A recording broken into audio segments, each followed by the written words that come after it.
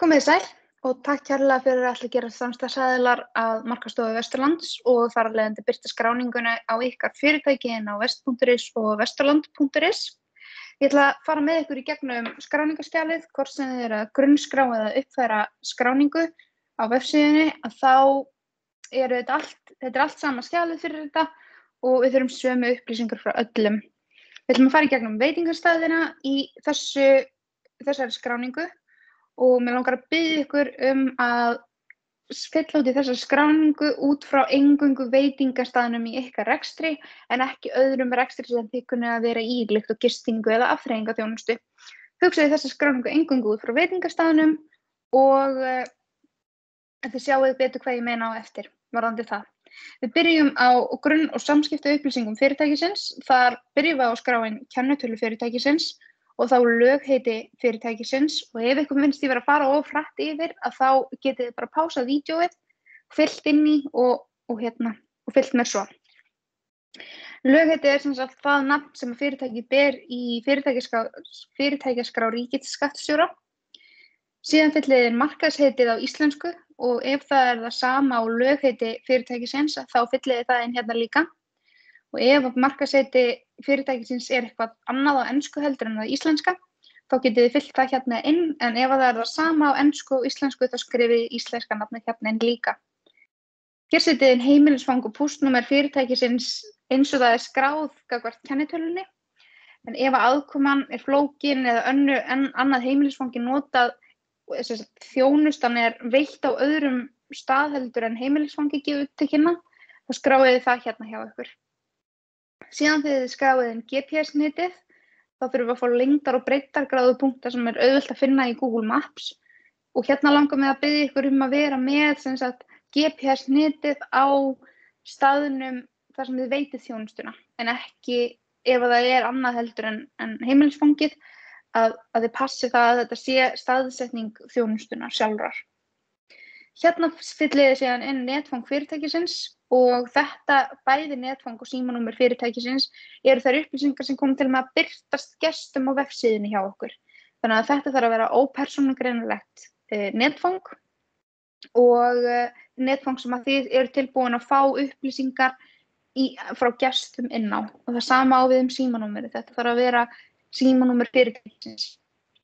Þá eru það upplýsingar tengilið fyrirtækisins og þar byrjum við að fylla út í nafn tengiliðsins og ólíkt hinum upplýsingunum að þá eru þetta bara upplýsingar fyrir okkur á markaðsstofunni til þess að vera með samskipta möguleika við ykkur. Símanúmerið þarf þá að vera símanúmer þess tengiliðs eða símanúmer sem að hann kemur til með að svara í og tölvupóstfangið mætti þá vera persónugreinanlegt.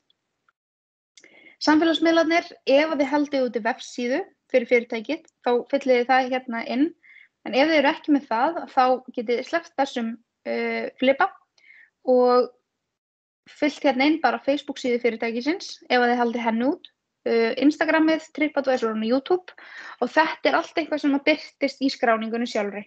Þetta kemur til með að birtast til hliðar við markaðstextan ykkar.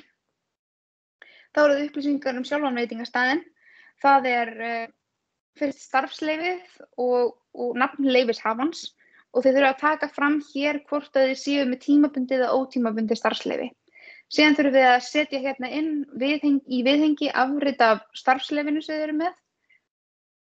Þá eru það flokkarnir og þetta eru flokkar sem að birtast inn á vefsíðun okkar og þið getið hakaði þá flokka sem að þið tilheyrið og þá langar maður að minna ykkur á að velja bara þá flokka sem að raunverulega tengjast ykkar starfsemi og þið borgið fyrir hvern flokk bláa summu og það getur ekki skipt máli til þess að koma sér betur á framfæri. Þá takið ég fram hvað eru margir sem að þið getið tekið í sæti á veitingastaðnum, þið takið fram opnunartíman yfir árið og þá er ágætt að taka fram ef þið eru með lokað yfir einhverja ákveðna mánuði ársins eða eingöngu með sumaropnun eða slíkt. Þá eru það opnunartíminn yfir daginn og hérna getið þið tekið fram bæði hvernig sumaropnun er hagað og hvernig vetraropnun er hagað.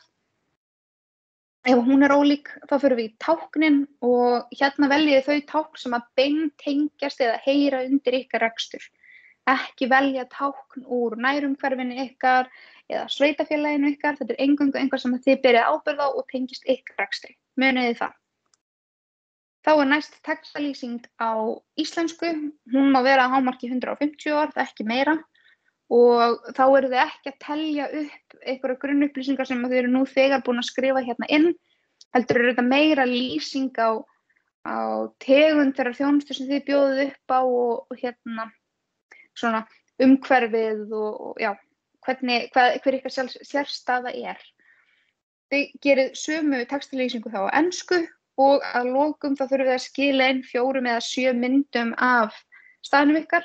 Þið getið sendt allt frá 4 til 7 myndum en það lúkkar best að vera með 4 myndir eða 7 myndir.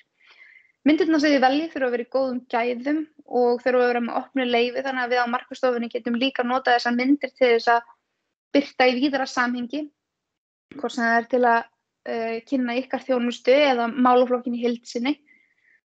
Og þið þurfið, eins og þið sjáið, það er stjörnumerkt sem þið þurfið að fylla inn í og þið þurfið að skila inn 4 myndum, en hérna fyrir neðan eru 3 dálkar þar sem þið getið valkvætt fyllt inn allt upp í 7 myndir.